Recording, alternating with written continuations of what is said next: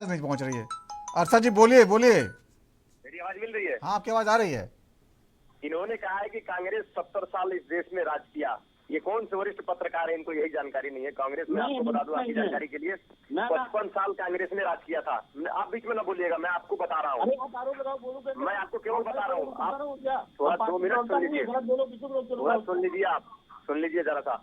अरे भैया 75 साल देश की आजादी के हुए, 10 साल से नरेंद्र मोदी जी सरकार में है। क्या आप इनको भी कांग्रेस का मानते हैं क्या? इनको भी कांग्रेस का मानते हैं क्या? मोटा मोटा बता रहे हैं वो, आप समझ लीजिए उसको। इनको भी कांग्रेस का मानते हैं क्या, नरेंद्र मोदी जी को भी? तो पहले आप तो वरिष्ठ पत्रकार है, तो पहले ये सही कर लीजिए कि कांग्रेस 70 साल इस देश में राज नहीं की है, पहली चीज।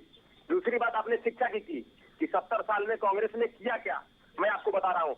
आप अपने गांव के अपने अरे भाई मेरे सुनिए तो, अरे भाई वरिष्ठ पत्रकार है, आप सुनने की क्षमता रखिए। सच्चाई से कितना बौखला जाएंगे, ये तो उचित नहीं है ना। आपको मैं सच्चाई से अवगत करा रहा हूँ, मैं आपको सच्चाई से अवगत करा रहा हूँ। सुनिए 2 मिनट, एंकर महोदय इनको बीच में रोकिए। अब सच्चाई सुन लीजिए। अब सच्चाई इनको सुनने की हिम्मत नहीं है ना। चलिए बोलिए बोलिए। जिस गांव में निवास करते होंगे, आप जिस पंचायत में निवास करते होंगे, आप जिस नगर में निवास करते होंगे और जिस बूथ पर वोट देने जाते होंगे ना, वो प्राथमिक पाठशाला कांग्रेस का देन है। अरे सुनील त्रिपाठी जी, आप कैसी बात करते हैं, आप कैसी बात करते हैं? जिस बूथ पर आप जाके वोट डालते हैं ना, वो कांग्रेस का देन है। लेकिन शौचालय में जाके वोट डालते हैं आप? ये तो भारतीय जनता पार्टी ने जो शौचालय बनाया, जिसका तो दरवाजा नसीबान है, उस शौचालय में जाके आप वोट डालते हैं। ये कांग्रेस का देन है कि आप प्राथमिक पाठशाला में जाकर वोट डालते हैं? ये अरे भाई बीच में ना बोलिए। अब सच्चाई सुन के आप बिलबिला जाएंगे, मुझे पता है। मुझे पता है कि भारतीय जनता पार्टी के आप एक जो राजनीतिक विश्लेषक के तौर पर भारतीय जनता पार्टी भेजती है, तो आपको बौखलाहट और बिलबिलाहट जरूर हो जाएगी। 2 मिनट सुन लीजिए जरा, जो सच है उसको सुन लीजिए, फिर मौका दूंगा आपको। सुनील जी मौका दूंगा। जो हर जिलों में जवाहर नवोदय विद्यालय कांग्रेस ने बनाया है, ये किसका देन है? जवाहरलाल यूनिवर्सिटी जैसी एक बड़ी संस्था जो एशिया में टॉप पर आती है, ये किसकी देन है? तमाम कॉलेज यूनिवर्सिटी किसके देन है? आप हमको बता दीजिए, आप हमको बताइए। तमाम प्राथमिक पाठशाला से लेकर के और जवाहरलाल नेहरू यूनिवर्सिटी तक, गांव से लेकर के, जिले से लेकर के और देश। अरशद जी वो ये कहना चाहते हैं, अरशद जी वो कहना चाहते हैं विकास तो किया, लेकिन उतना विकास नहीं किया जितना जरूरत था, समय के हिसाब से नहीं किया। आप 10 साल में बता दीजिए ना कि नरेंद्र मोदी जी ने शिक्षा के क्षेत्र में कौन से कॉलेज यूनिवर्सिटी कांग्रेस आपके अलग बना दिया है? आपने बहुत, अरे भाई मेरे किसान पर भी आ रहा हूँ। मैं जिला कुशीनगर, मेरी बात सुन लीजिए, मैं जिला कुशीनगर उत्तर प्रदेश का निवासी हूँ। पडरौना में नरेंद्र मोदी जी 2014 में आए थे और बंद चीनी मिल को चालू कराने का 100 दिन के अंदर वादा करके गए थे। और उन्होंने कहा था कि इसी चीनी का चाय पीऊंगा। 10 साल बीत गए भैया, आज तक चीनी मिल चालू नहीं हुआ। देवरिया जिले में आए थे और कहे थे, कुशीनगर के जस्ट बगल में है, कि मैं एक नया चीनी मिल यहाँ पर खोलूंगा। 10 साल हो गया भैया, चीनी मिल नहीं खुला। उन्होंने कहा था कि किसानों की आय दुगुनी कर देंगे, और 2022 तक ही कहा था। 2024 आ गया, किसान सड़कों पर आंदोलन करता रहा। 700 किसानों, भैया सुनिए, 700 किसानों की शहादत हो गई और नरेंद्र मोदी के मुंह से एक शब्द नहीं निकला। ये पूरा देश सर्वसार है कि देश की सत्ता नरेंद्र मोदी जी को इस देश ने सौंपा था, किसके लिए? क्या उद्योगपतियों के हवाई जहाज में घूमने के लिए? क्या उद्योगपतियों का 16 लाख करोड़ रुपया माफ करने के लिए?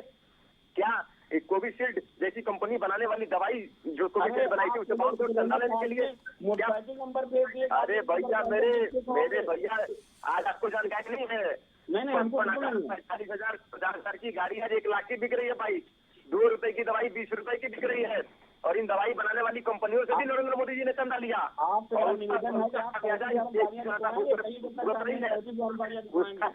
भाई मेरे मिनट बोल तो लेने दीजिए।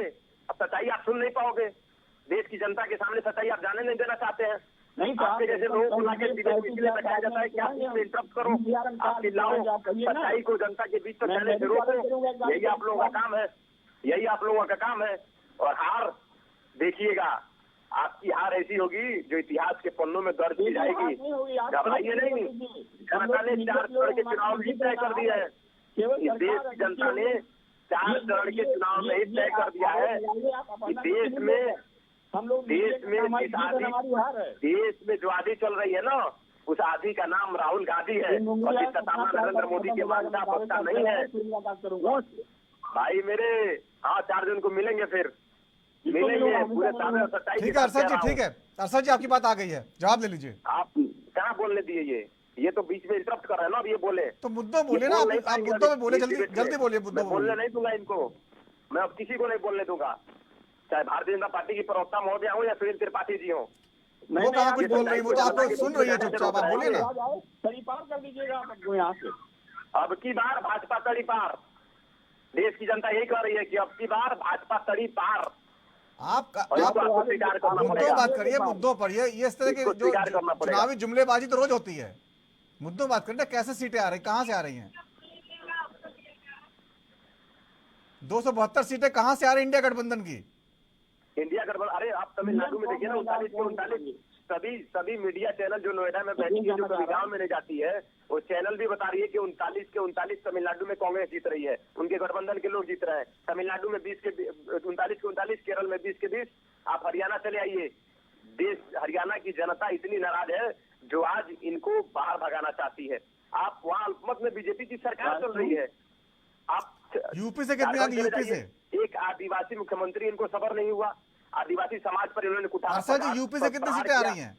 यूपी से कहाँ? यूपी में 50 से एक कम सीट नहीं आने वाली है इंडिया गठबंधन की, क्योंकि देश की जनता इंडिया के साथ खड़ी है। तो जीरो उधर इंडिया की अब जवाब तो ले लीजिए, फिर जवाब में समय कम बचा। अपर्णा जी उंगली पे गिरा तो क्या इनको? जवाब ले लीजिए, जवाब ले लीजिए पहले, फिर आगे आऊंगा। जवाब ले लीजिए अपर्णा जी, बोलिए। यूपी से 50 सीटें आ रही इंडिया गठबंधन की।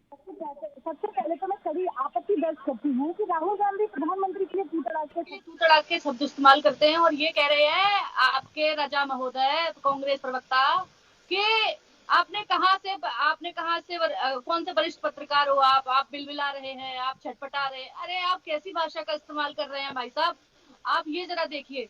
कोई तो सीमा रखो। देखो मैं एक बात आपसे बता दूं राजा महोदय कि इस देश की जनता सब कुछ एक्सेप्ट कर सकती है, लेकिन आप अपने से बड़े की तू तड़ाक की भाषा का इस्तेमाल करें, ये कतई बर्दाश्त नहीं होगा भारतीय जनता पार्टी की तरफ से। मैं बात कर रही हूँ आपसे कि कभी किसी ने भी अगर आपसे तू तड़ाक से बात करी हो तो मुझे आप बताइए, आपकी ये भाषा की मर्यादा का आप क्यों नहीं वापस लीजिए। नहीं, अपर्णा जी तू तड़ाक नहीं कर रहे थे, उन्होंने ये कहा था कि आप वो ये आक्षेप लगा रहे थे कि आप बीजेपी की भाषा बोल रहे हैं। तू तड़ाक नहीं की उन्होंने। ठीक है अर्षद जी, मैंने आपकी बात रख दी है, ठीक है, बोलिए अपर्णा जी आगे।